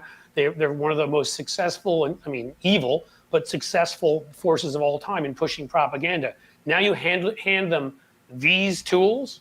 They're the easiest thing in the world, and they have an unlimited budget. I mean, give me a break, right? It's insane. Yeah, it's insane. Yeah, I have to say, the kind of like forced naivete of the entire thing, is one of the most aggravating aspects of it, where you have all these networks and people pretending like, that those people that they were they were posting were real Americans because it was an American website, as if the internet doesn't go everywhere, and just this kind of like almost caution to the wind kind of absurdity of putting that on the news and going, Americans feel this about the thing because of the title of it, and basically just ringing the fucking dinner bell for every propaganda network that wanted to attack shit all over the world. I mean, literally, you've got... Yeah. I mean, my God, it's like just you put it in front of them. You're like, hi, would you like to reach some of our, would you like to reach A, policymakers, journalists, all sorts of influential people with your bullshit? B, would you like to reach some of the most stupid, I mean, again, this is just some people on Twitter, but some of the most stupid, loudmouth, narcissistic people in the world? Go do that. I mean, we just, Twitter did it, so did Facebook, obviously. Right. And so have other apps. So does TikTok at this point. I mean, like it's just the easiest thing in the world. I mean, YouTube, which again, I'm on, and I have a channel, and I take it seriously. And I see some of the shit on there. I mean, I can't, Dude, honestly, like I sit here. Go ahead. The growth of like AI voiced bullshit videos on YouTube is just fucking off the charts these days, especially stuff that is promoting Trump or promoting like, right-wing candidates or people like Jordan Peterson or Ben Shapiro or whatever, like these compilation dunking videos that they put together and like, here's a point where Jordan Peterson makes a fantastic point about blah, blah, blah. And then they play the little clip without obviously any of the full argument, any of the context, any of the stuff, whatever. We're going, well, that's what he's great at. Just like this moment where blah, blah. So it's like that Golden Girls episode where they're like, we don't have enough money for a full episode, so we'll just talk about all the times Blanche brought a man to the house, and then they just play clips from the season. And then they realized after that was like 14 episodes of material. So they just went on and on. I mean, Blanche was a busy gal. I'm not judging. Indeed. I'm not judging. She lived life to its fullest. Absolutely. Nope, never. But point being is that right now, I think the right is wanting us, I think everybody to, I could tell that they want us to suspend our common sense by the fact that Donald Trump is coming out now and saying we're the party of common sense. Like that's, right. You don't even have to be a conservative or whatever that is, because he doesn't want to behave by those rules. So he's looking for a way out anyways, because he's a fucking scumbag. But on top of that, it has, I guess, a lot to do with like they're going to attack common sense. I'm supposed to look at the case in New York and the details of it, and as much as I know, just in the general news of it, and the amount of fucking true crime I've watched and Law and Order episodes and all that. I'm supposed to forget everything I've ever seen about how court functions normally all the fucking time and make believe that somehow you're being mistreated. Yes. I mean, I was on the board here of the Ohio Innocence Project. I'd like to introduce them to some people that really were mistreated, as in people that had confessions beaten out of them, who of course were almost in every case black and spent 20, 30 years in prison for crimes they didn't commit, as opposed to this scumbag who's committed God knows how many, and this is just the first one. Oh, they got him on a civil one, but this is the first criminal one they've gotten him on. And, of course, it's biased against him, and it's all that. I am interested. I really am, though, that this time, this could be one of the first times, right, where the media environment the right has created will actually benefit us. Because normally they play like the media like a fiddle, and they get those bullshit headlines out there. Think of Hillary's emails a week and a half before the election covering the front page of the New York Times and everywhere, and all the ways they got low information voters, who just see headlines and maybe catch a snippet of CNN or Fox or something while at the gym or at the airport, and that honestly makes a decision for them, especially if they see it a couple times, right? It's like, oh, wow. Well, now this is on the cover of magazines, newspapers. It is like it's even on Fox News. They have to cover it, and you see, even if it's Fox News, it's 34, felony counts, guilty and all of that. And I do think in those numbers you saw on Republicans, and there's 10% who called for him to get out, 15% a different poll, I assume they overlap, who said they didn't think they could vote for him now. Right. Something along those lines, or they could not. Well, he's dead then. He's done. Yeah. And so, and that we're going to be helped because those low information, because if you also saw other things about polls, people most likely to vote support Biden by about 4 or 5 points. People least likely to vote support Trump by about 8 or 10. And now they're going to get this barrage of Trump guilty, Trump guilty, Trump guilty, and all that stuff, when they walk by the store and see the newspaper headline. Yeah. And I think it's going to crush. I think it's going to kill them. They're I hoisting totally their agree. own petard, if you will. Agreed. I think it's going to be a devastating loss for the Republicans this fall, and it must be so they learn their lesson, because the power of the mandate should be the thing that they fear more than just the Trump loss. Because if it's just the Trump loss, they will say, well, MAGA won, but Trump lost because they went after him. So I'm going to use him as a martyr, claim he was a victim, and continue his policies because America clearly wants them, unless we send them fucking packing. So I guess yeah, go ahead. We need scalps, is what I'm, Yeah. And when I say that, I mean, in the end, I think of times where Democrats, got freaked, right? 1994, the Democratic Speaker of the House, what was it? Oh God, what was his name? It's been too long. Loses in a race, in addition to us getting our butts kicked all over the place. And Right. a couple of other big name Democrats, and everybody's like, "Oh my God!" Right? Right. To convince, you've got two groups. There's the MAGA nuts, and then there's the careerist pieces of shit who will do anything for power. And to Right. get that second group to go back to being, and I think a lot of them should be Thanks, held Jerry. responsible legally, but to get the ones who can't be held responsible legally to get back to acting like semi-normal human beings who are just right-wing assholes, but aren't Trumpian. It needs to be a thorough rejection, which to me means, as you just said, not just Trump. We need Hey, Ted Siri, stop. Cruz. Sorry. I know. I track She her just sometimes. It's okay. Yeah, she just woke up hearing you. We're talking about our AI before. No, I mean, in seriousness, like we can win. She's still chatting with me. We're still buds. We can win, especially with the numbers where they are right now and what's about to happen to Trump and the candidates we have, great candidates. We could knock off both Ted Cruz and Rick Scott in Texas and Florida, two places where it was 2.5 points Cruz held on by last time, and when the state was more Republican, and Rick Scott has never won by more than 1.3% in 3 different elections. He won by 10,000 votes last time. We can knock both of them off, and that would be scalps. That would be 2 big MAGA assholes.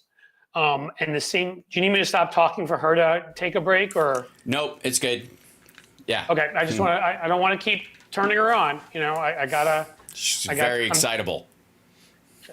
I mean, I can make The weird thing is, I was jokes. thanking Jerry in our chat for the super chat, and she heard me say a different name. Was what caused it. I think. Okay. Yep. Yeah. Well, it happens. Yeah. And the same thing in the House. I mean, I think, look, there's some people that are in such crazy Republican districts, and a few of them you might want around because they're good to run against anyhow. So Marjorie Taylor Greene and Matt Gaetz, I don't see how they can lose in those districts, right? But Lauren Boebert has already switched districts. She can lose, right? Yeah, there's she's a gonna number lose. of other, there's a number of, Chip Roy in his district can lose, right? I mean, there's a number of big name MAGA assholes in the House too, who can be taken down. Elise Stefanik can be beaten in that district. Well, they've made it more Republican, her district now, but I still think like there are some districts where, because the effect of Roe and of this now, Trump being a felon, attacks on democracy has moved this so many points in our direction. I would say if you're anything up to a double digit Republican district, anything up to +9, I would say at this point, is fair game for us to have a shot at. And that covers a lot of the crazier Republicans. Yeah, it does. Yeah. So Well, a lot we of them- need the ones with the big names. I want Yeah. Jim Comer to go down. You know what I mean? Seriously. I want people with names that people will know to get there, because that will send the shockwave through, and Right. then maybe it will isolate the real loons like Marjorie Taylor Greene, and some of the ones that have been going along to get along will be like, we need to get back over here, or we're going to get our asses handed to us too. Well, I've always said that that there are a lot of like sleeping Democratic votes in red districts, where a lot of people just go, well, it's not going to change anything because in my district it always goes red, and what difference does it make? And so they don't end up voting. When in reality, if all those people voted, there would be, maybe it wouldn't change the district from red to blue, but what it would do is force the Republicans to bring a candidate that could appeal, because eventually they might go too far and get swamped. So they'd have to bring somebody a little more closer to the center of things than these people who believe that the district is 80-20 their direction. If it's 55-45, you make a different decision about who heads up your party during the primary than if you think it's overwhelmingly 90% Republican. And when and with regular voters and Democrats being like committed voters over a few cycles, making sure that they show up, you trend your district towards a more reasonable one, if not a directly Democrat one. Well, we're undoing gerrymandering in all sorts of places. It's already been done in Wisconsin. Looks like we'll have it on the ballot here in Ohio, and we crushed it last time around on both abortion rights and weed. We won by 13, 14 points on each of them. So what I'm saying is, and gerrymandering has been very responsible, at least in this state, and I think Wisconsin too, for moving us in a Republican direction for exactly the reason you say, because there are people in districts who feel so hopeless they don't bother to vote. Whereas now, if there's a more competitive state Senate race, more competitive congressional race, all of that stuff, they're more likely, any study will tell you, they're more likely to turn out. And this is much closer in reality to a +2 or 3 Republican state at 4 at most than it is +7 or 8. So the fact of the matter is that, if we do it here, we do it in Wisconsin and in all these other states, I honestly think we can start undoing the authoritarianism on the local level. We can undo it on the national level, and we can get the kind of Congress that let Joe Manchin go be a fucking independent. I hope he maybe he can go live in his goddamn coal mine. Just get the fuck out of our faces. And hopefully Kirsten Sinema replaced with Ruben Gallego. And we hopefully end up with 52 or so, 53 if we have a great night, Democratic senators. And we don't even need all of them because we have enough to vote to change the rules, to get rid of the filibuster.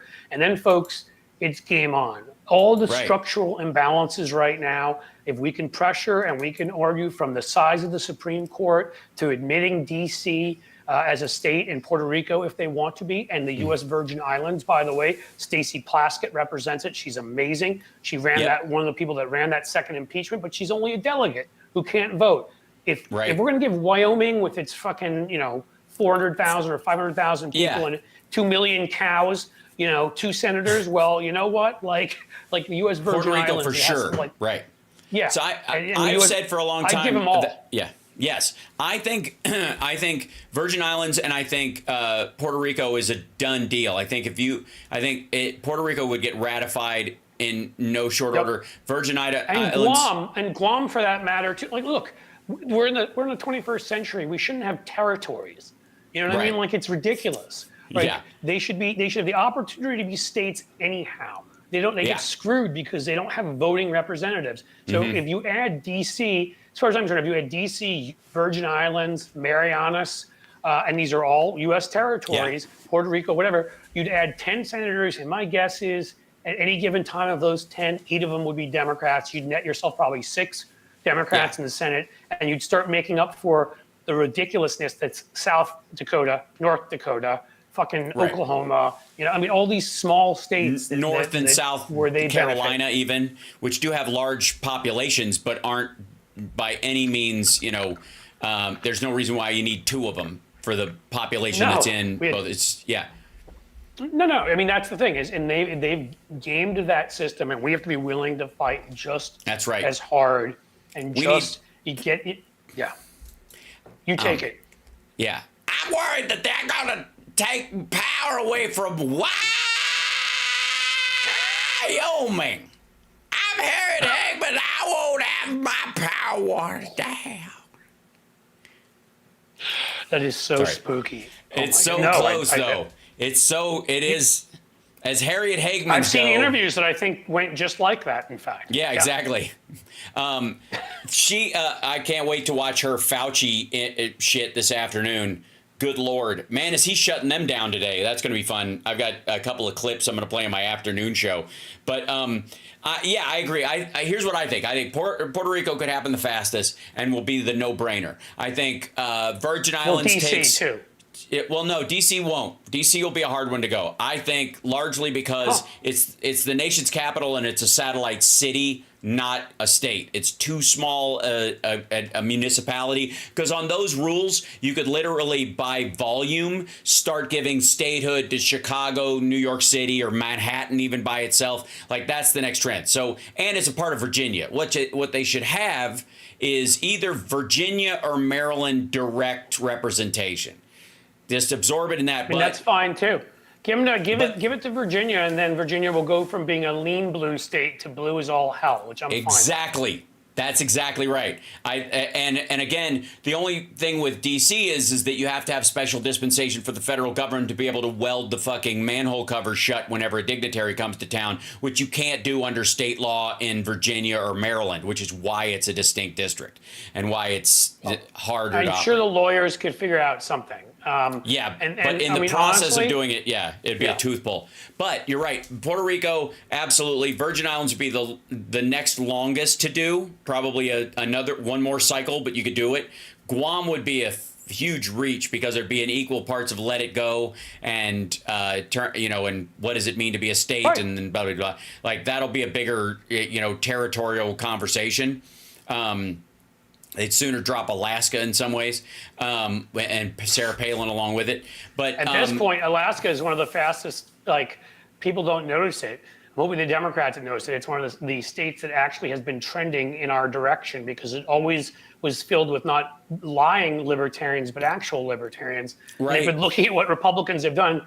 We went last election, I think we lost by only 10 points or something. This is a state we used to lose by 20, 25, whatever. Yeah. Mary Peltola beat Sarah Palin for the lone House seat there. So it's a Democrat representing the, I mean, I think there's a lot of possibility, but that's me geeking out on my knowledge of Alaska. So yeah, that is the one.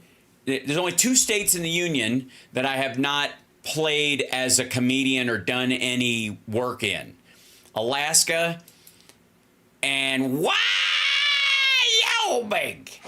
That's true. So I have not been to either one. And Cliff, we're at the bottom of the hour, so I want to thank you for being on, brother. Appreciate the conversation, especially talking about our shared love of cats and your understanding of what me and my family are going through. And of course, man. I appreciate you, brother, and I look forward to having you on again at your leisure.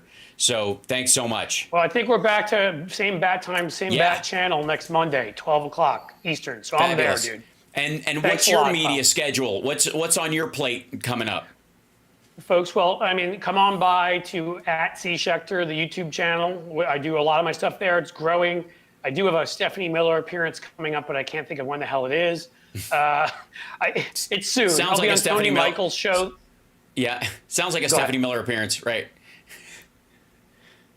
I'm sorry, I got whatever. I'll put it out there. If you come by CSchechter to Cliff's Edge, the YouTube channel, you will find the whole media schedule. Excellent. How about that? That's great. Thanks, brother. Thanks for having me. Appreciate you so much. Yeah, no, great conversation. Awesome. Thank you. And I think we both share that as what Steph would call the happy clappy in terms of the direction of where things are going. We just got to stay the course and build some consistency. That's all I care about. Absolutely right. Yep. Thank you. 100%. All right. Appreciate it, brother. We'll see you again. All right. There he goes. Ladies and gentlemen, Cliff Schechter, a fellow Cincinnatian. I don't know how I'd pronounce. We'll figure it out at some point. Cincinnatian. Baby, if you've ever wondered whatever became of me. I'm living on the air in Cincinnati. I see. My problem is if I keep singing it, I'll get a copyright strike because I'm pitch perfect. Other people don't have that problem. They start singing a song, and it is just, and the algorithm goes, "Oh, that's obviously a person singing." I do it, and they're like, "My God, he's playing a recording. Stop that man. Shut him down." All right, I got to go. I will see you guys this afternoon. Love to everybody. Take care of yourselves and take care of somebody else. And forgive me if I keep the shows relatively high and tight. especially this week because of our little family trauma, and also because my son is here for the summer. My girlfriend's mom is visiting. My mom is going to arrive on Wednesday, so I will be keeping to my schedule as best I can, but I also, have a lot of family to attend to as the summer is around, so don't take it personally if I don't do a drag-on 6-hour show anytime soon, he says right before he probably does one. This is how it always this is what goes. This is how it happens.